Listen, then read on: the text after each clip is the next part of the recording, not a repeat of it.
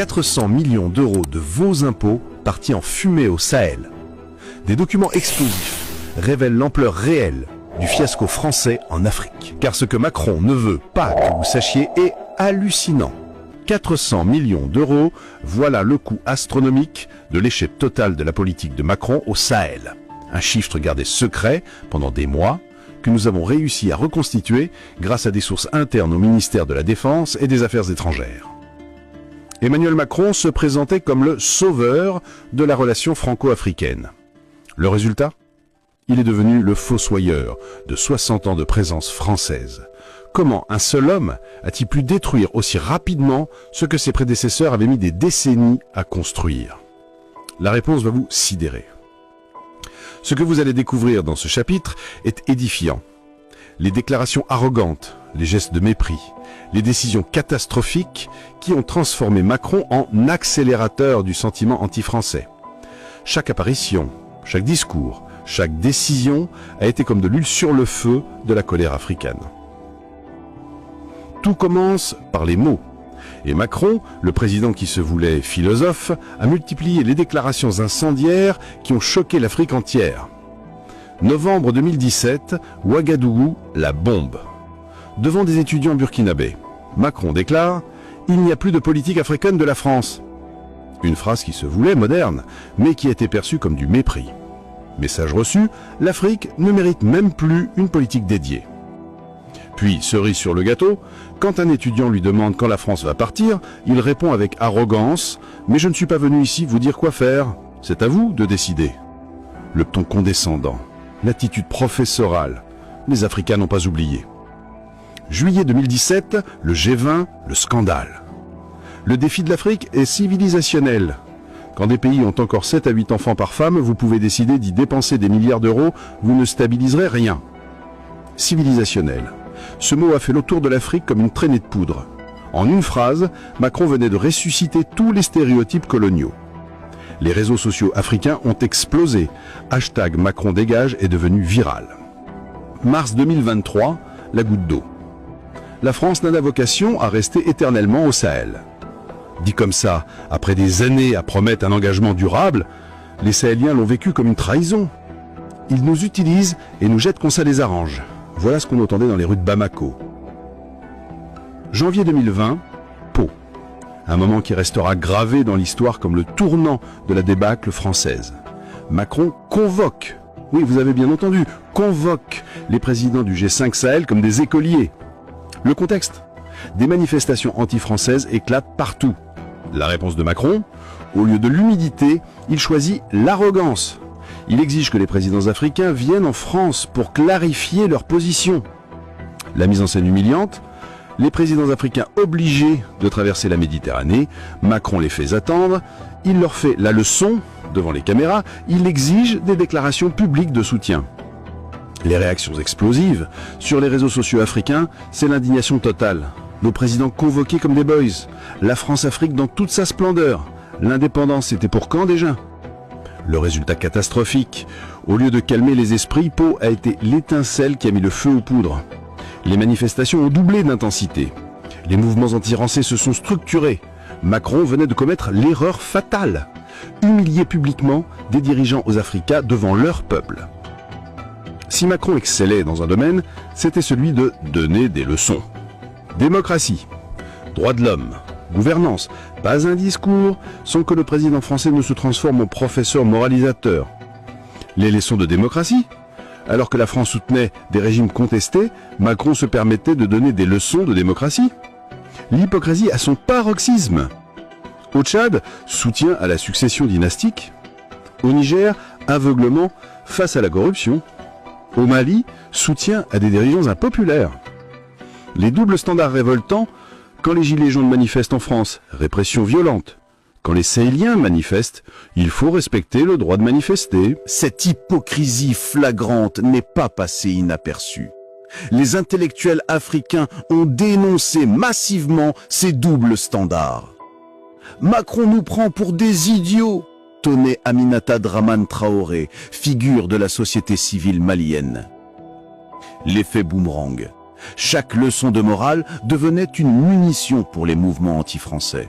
Les activistes compilaient les contradictions, les hypocrisies, les mensonges. Le hashtag Macron menteur est devenu viral. Les jeunes sahéliens ultra connectés démontaient en temps réel la propagande française. Le plus sidérant avec Macron, c'est qu'il prétendait incarner une nouvelle relation tout en reproduisant les pires réflexes coloniaux. Une sorte de néocolonialisme en costume Dior. Je vais vous aider à vous développer, comme si l'Afrique l'avait attendu. La France va vous protéger. Protéger de quoi? Des conséquences de ses propres actions? Nous allons moderniser vos armées. Traduction, vous rendre dépendant de nous. Les gestes qui tuent. Vous souvenez-vous de cette image? Macron tapotant la joue d'un jeune Nigérian comme on le fait avec un enfant? Cette photo a fait le tour de l'Afrique. Voilà comment il nous voit, criait-on sur les réseaux. Ou encore cette vidéo où il interrompt un président africain pour le corriger. L'arrogance à l'état pur. Imaginez Biden interrompant Macron, impensable. Mais avec les Africains, tout est permis. La jeunesse révoltée, les jeunes sahéliens, éduqués, connectés, ne supportaient plus cette attitude. Ils ont créé des mouvements comme France dégage, Urgence panafricaniste, Tournons la page. Macron, en voulant séduire cette jeunesse, l'a radicalisée. Son attitude hautaine a créé une génération entière d'anti-français. Macron a sous-estimé un élément crucial, la puissance des réseaux sociaux africains.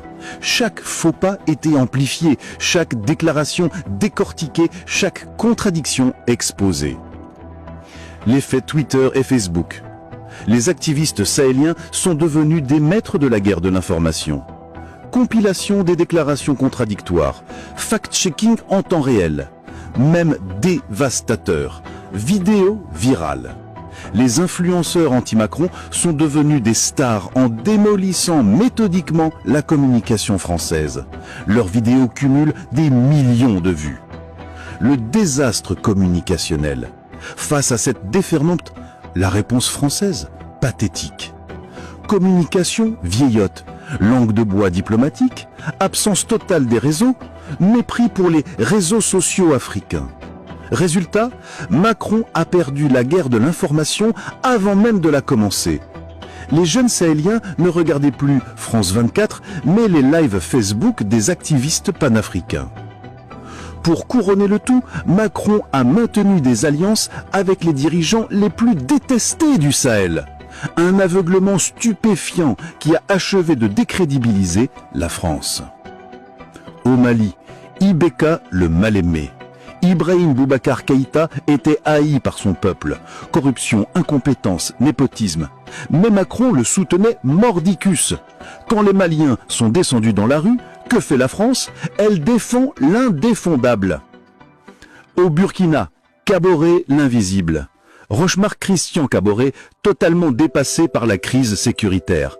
Le pays sombrait, mais Paris continuait à le soutenir. Les Burkinabés ne l'ont pas oublié. Au Tchad, la dynastie Déby, le summum de l'hypocrisie. Idriss Déby meurt, son fils prend le pouvoir dans un coup d'État déguisé et Macron valide. La France ne soutiendra jamais les coups d'État, sauf quand ça l'arrange. L'effet dévastateur. En soutenant ses dirigeants impopulaires, Macron est devenu leur complice aux yeux des peuples.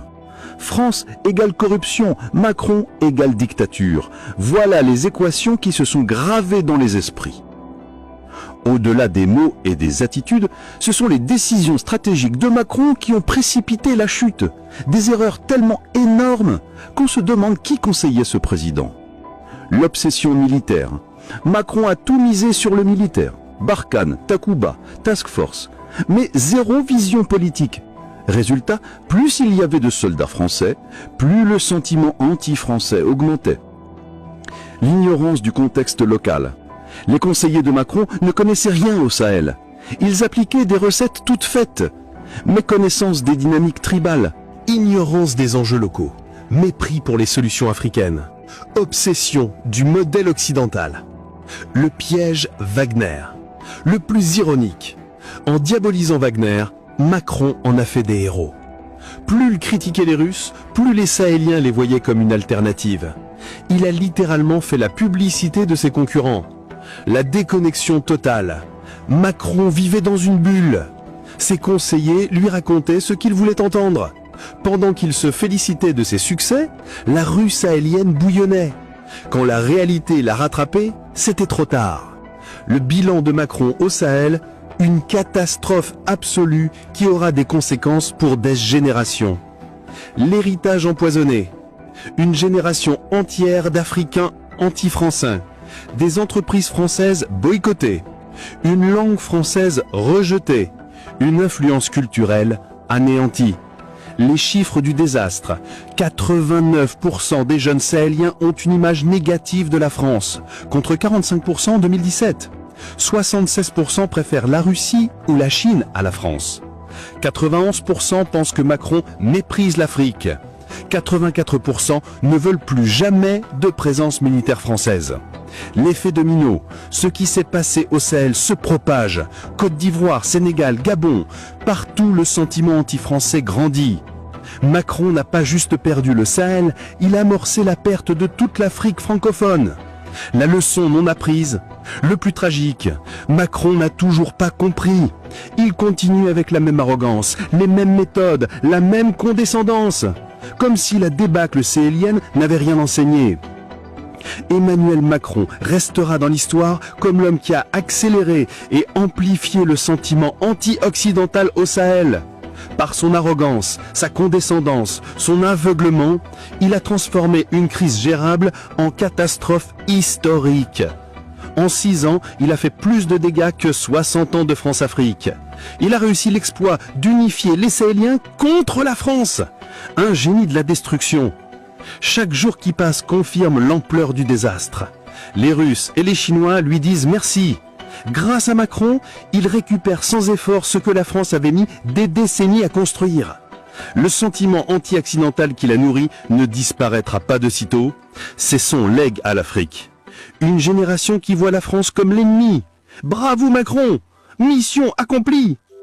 Mais attendez, ce n'est que la partie visible de l'iceberg, car derrière ce montant se cachent des équipements militaires abandonnés, des bases construites puis cédées, des contrats de coopération rompus, des investissements économiques perdus, et surtout une influence française anéantie. Depuis 2017, début du mandat de Macron, la France a tout perdu au Sahel. Mali, Burkina Faso, Niger, un par un, ces pays ont tourné le dos à Paris. Et le prix de cet échec, c'est vous qui le payez. Pour comprendre comment on en est arrivé là, il faut revenir en arrière. 2013, l'opération Serval au Mali est lancée sous Hollande. Un succès initial qui cache déjà les germes de l'échec futur. 2017, Macron arrive au pouvoir avec de grandes ambitions pour l'Afrique. Il promet un nouveau partenariat, une relation d'égal à égal. Mensonge! En réalité, il maintient la même politique néocoloniale, mais avec un vernis de communication moderne. 2020, premier coup dur, le sentiment anti-français explose au Sahel. Les manifestations se multiplient.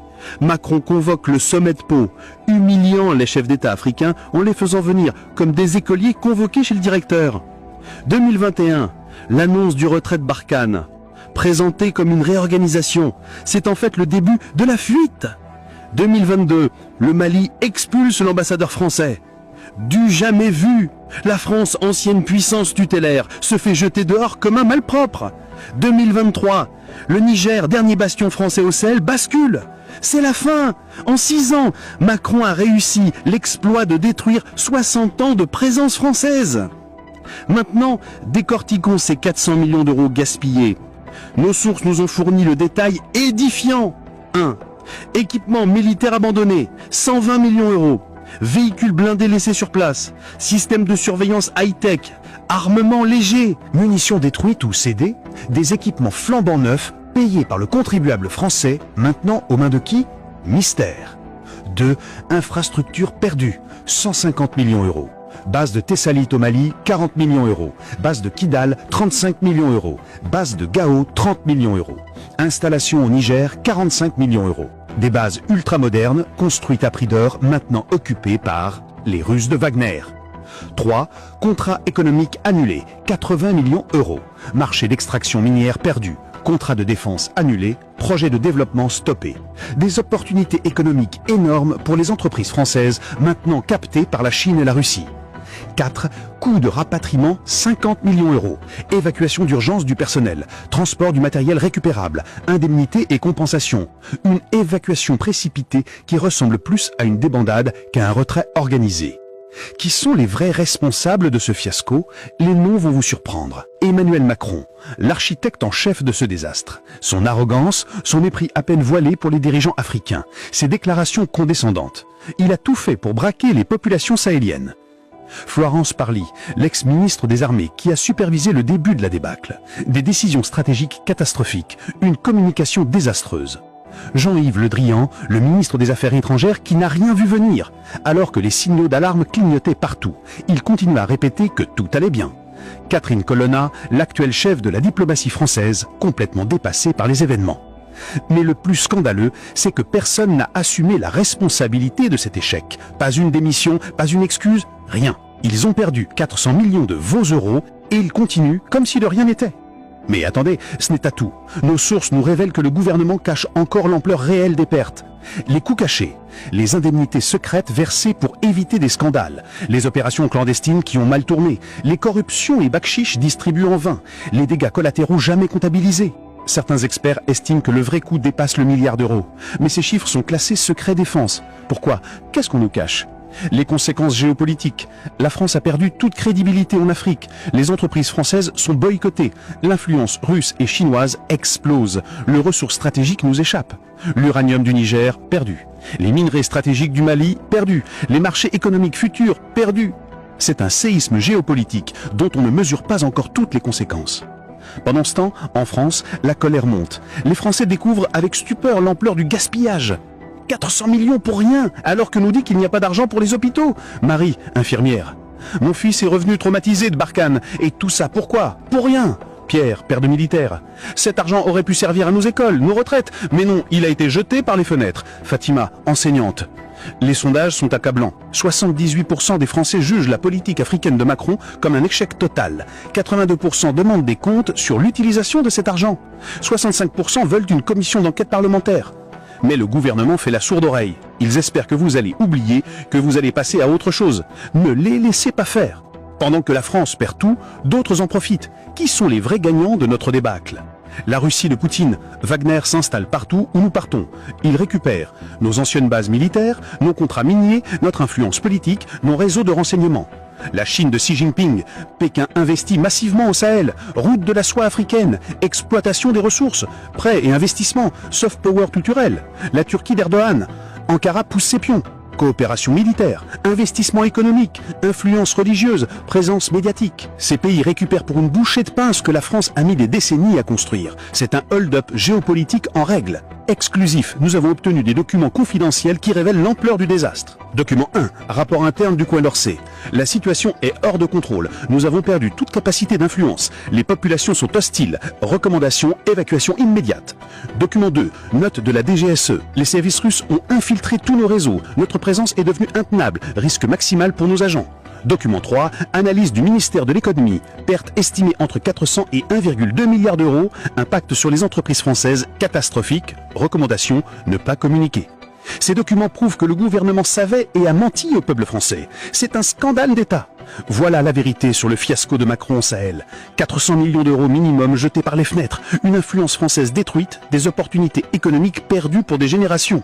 Et le pire, personne n'est tenu responsable. Macron continue comme si de rien n'était. Les ministres restent en place et c'est vous qui payez l'addition. Il est temps d'exiger des comptes.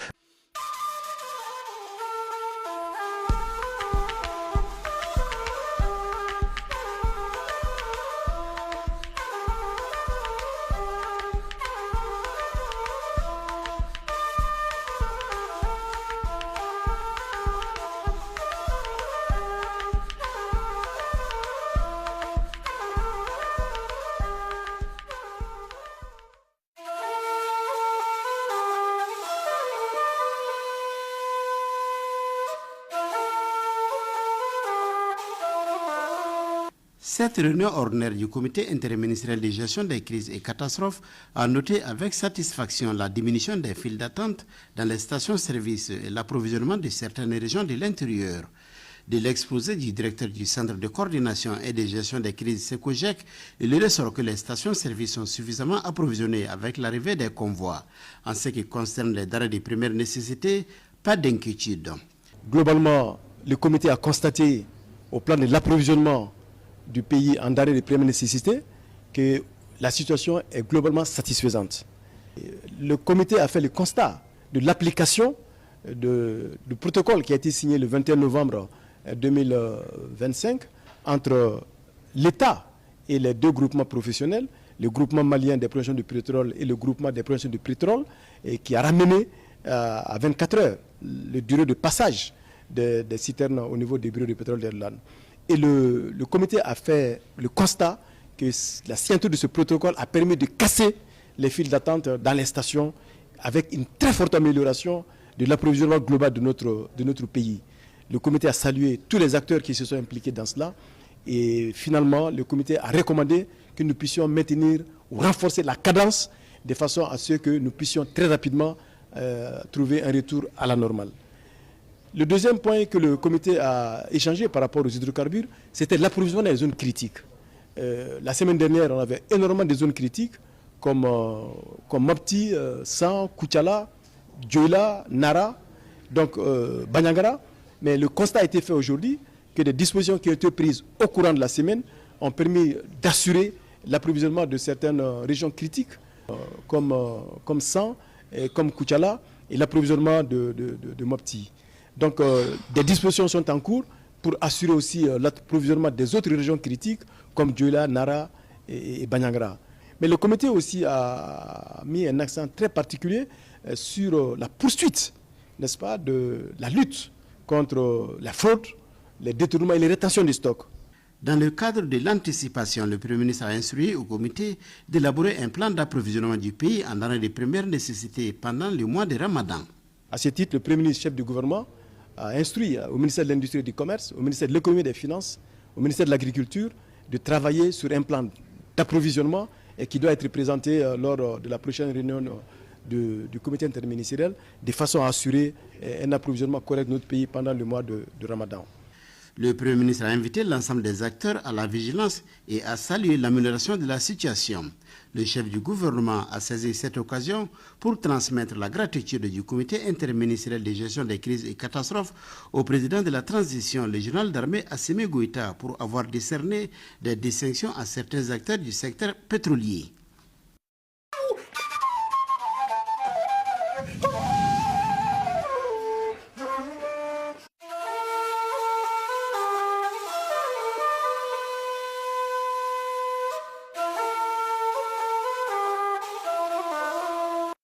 La région de Tombouctou est prête à accueillir la Biennale artistique et culturelle 2025. C'est le constat fait par le ministre de l'Artisanat, de la Culture, de l'Industrie hôtelière et du Tourisme. Au cours de son séjour dans la ville, le ministre a visité la salle Ali Farka Touré, entièrement rénovée, le site de la Flamme de la Paix, la salle de conférence de l'IERI Ahmed Baba, la mascotte, le stade municipal et la résidence du gouverneur. Il a aussi suivi une présentation des activités menées par la commission régionale d'organisation. Nous pouvons vous dire de façon certaine que la région de Tombouctou est prête et que tous les éléments qu'on a vus, et on a terminé ce matin par une rencontre d'échange avec la commission pour faire les derniers réglages, constater les facteurs bloquants et les contraintes qu'on a et voir aussi toutes les dispositions. Et je vous assure que le gouvernorat a pris, la commission d'organisation régionale a pris beaucoup d'innovations, beaucoup d'initiatives qui vont aider. Et la commission nationale également est présente avec quelques personnes de ressources et experts, à leur tête le coordinateur de la Biennale. En tout cas, les autorités régionales et les populations s'engagent à réserver un accueil digne de l'hospitalité légendaire de Tombouctou à toutes les délégations. Tombouctou est effectivement prêt. Ça fait déjà plusieurs fois que nous recevons la visite du ministre de la Culture, qui démontre son engagement vraiment à la réussite de cette biennale. Ce n'est pas sa première visite et ça ne serait pas la dernière visite aussi du ministre. Et il a tantôt exprimé, c'est vraiment une préoccupation nationale. Toutes les autorités sont impliquées dans l'organisation de cette biennale. Et tous les ministres, presque tous les ministres, ont l'œil sur Tombouctou parce que cette biennale est une biennale particulière. Ce n'est pas vraiment une biennale juste pour le spectacle. Mais nous sommes confrontés à des situations extrêmement difficiles. Le pays est confronté à des difficultés énormes. Vous savez ce qui se passe, cette grande médiatisation pour discréditer exactement le pays. Et tout ça, c'est une opportunité pour nous de dire non. Tout va très bien au Mali, tout se passe très bien au Mali, à Tombouctou, tout va très bien. Au-delà des prestations artistiques et culturelles, Tombouctou devra montrer à la face du monde l'unité nationale. Et dire tout simplement à la population de Tombouctou de se lever comme un seul homme pour accueillir du beau monde. Et à l'endroit des restes des populations du Mali, je voudrais les inviter solennellement à visiter Tombouctou. Et comme vous le savez, une biennale, c'est d'abord une occasion pour les fils et les filles du pays de se retrouver, de brasser, de faire des moments de brassage et pour toutes choses qui vont permettre de coudre et de recoudre le tissu national et qui vont donner un élan. Parce que beaucoup d'incompréhension et de difficultés entre les enfants d'un pays, c'est parce qu'on ne se connaît pas. Et on n'a pas un outil, un instrument aussi fort au Mali qui peut rassembler, qui peut réunir, qui peut unir les Maliens plus que la biennale artistique. Parce que c'est les enfants de tous les pays qui sont en train de s'organiser, qui sont en internat, qui s'activent pour venir montrer. Et également, une biennale, c'est l'occasion unique de montrer la créativité et l'excellence de la jeunesse et de la créativité de nos jeunes. Donc nous allons voir les talents. Nous avons toujours eu raison de le dire, que la meilleure réponse aux médias, à tout ce qui se passe, même à cette crise multiforme qui nous entoure, c'est la créativité, c'est le talent des artistes et c'est la création qui va permettre à recoudre ce tissu-là. La Biennale artistique et culturelle Tombouctou 2025, c'est du 18 au 28 décembre prochain.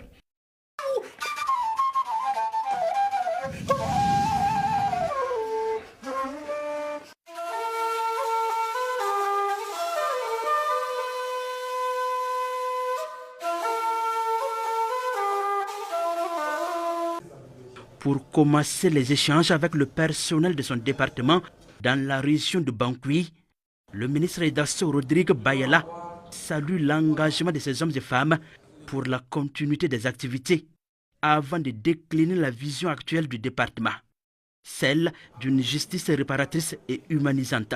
Il y a une nouvelle vision qui est donnée au niveau du secteur de la justice.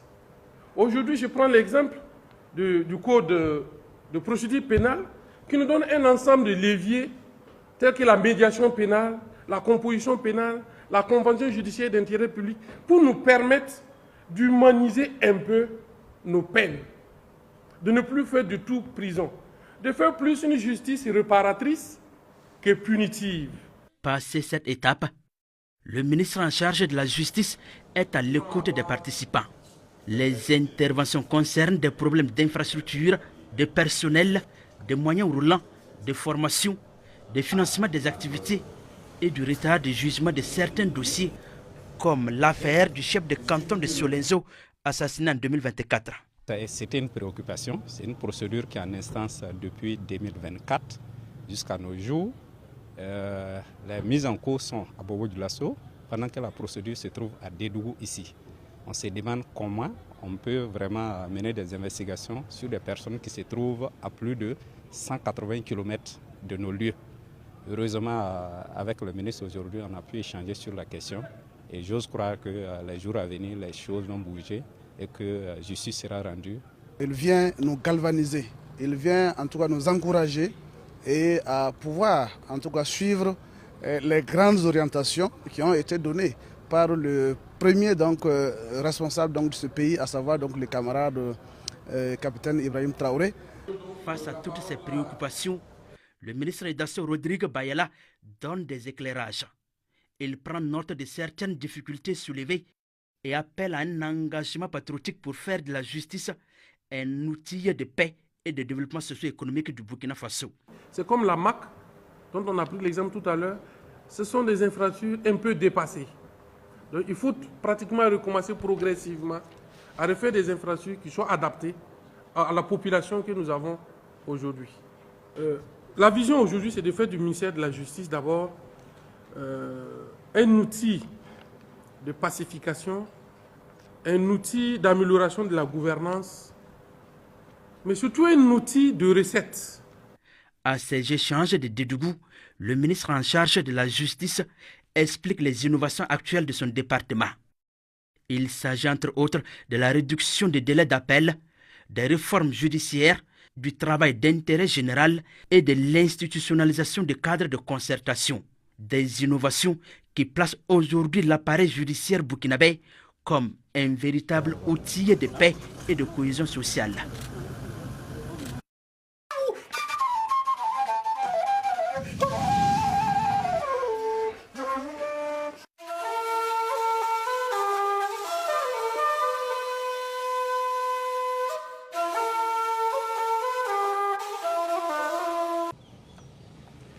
Tribunal de grande instance de Nouna, chef-lieu de la province de la Kossé.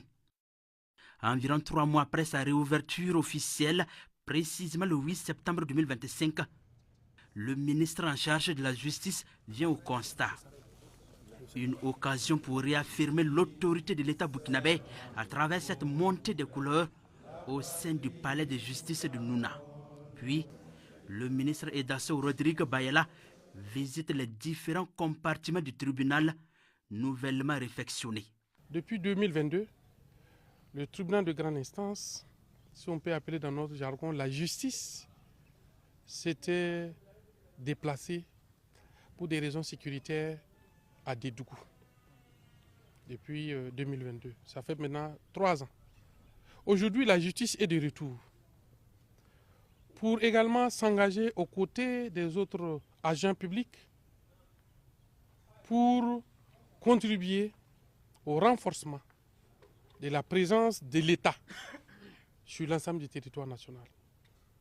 Il faut saluer les premières autorités régionales et provinciales pour les efforts qui ont été déployés pour le retour de l'administration publique, pour le retour de la justice ici, maintenant à Nouna. Le retour de la justice à Nouna est la preuve de la bravoure des forces combattantes à qui le ministre rend hommage. Aujourd'hui, le palais de justice de Nouna est fonctionnel et accueille petit à petit les justiciables. Nous délivrons donc les certificats de nationalité, les casiers judiciaires, les rectifications également d'actes d'état civil. Ça c'est au quotidien ce que nous faisons. Alors nous faisons également nous tenons également des audiences, même s'il faut dire que pour le moment nous n'en tenons pas véritablement, eu égard donc à certains aspects. Nous avons donc posé le problème de la maison d'arrêt qui n'est pas totalement fonctionnelle, mais je pense que dans les jours ou mois à venir, tout va rentrer dans l'ordre pour que nous puissions donc aller au-delà des audiences civiles, même des audiences correctionnelles, pouvoir donc les tenir également. Dans la dynamique de renforcer l'autorité de l'État, le ministre Edasso Rodrigue Bayala échange avec le personnel du tribunal. Le temps de noter les préoccupations qui se résument entre autres au manque de personnel, des moyens matériels et roulants. Il appelle les acteurs à des actions patriotiques pour la défense et la sécurité du Burkina Faso. Ce que nous leur demandons, c'est de faire davantage de sacrifices, de faire le maximum avec le minimum qui est déjà disponible. Parce que le gouvernement a consenti la réfection totale du palais de justice ici à Nouna, de la maison d'arrêt, pour que les conditions minimales soient réunies pour travailler. Nous sommes conscients qu'il en reste beaucoup. Il va être difficile de concevoir un service sans un minimum qui manque. Mais c'est de faire avec, de donner davantage d'eux-mêmes pour que nous puissions atteindre les résultats malgré les quelques difficultés que nous rencontrons. À Nouna, le ministre Edasso Rodrigue Bayala salue également la collaboration entre les différents services déconcentrés de l'État et surtout entre les forces combattantes. Après les échanges, le chef du département de la justice s'imprègne ici de l'état d'avancement de la réfection de la maison d'arrêt de correction de Nouna.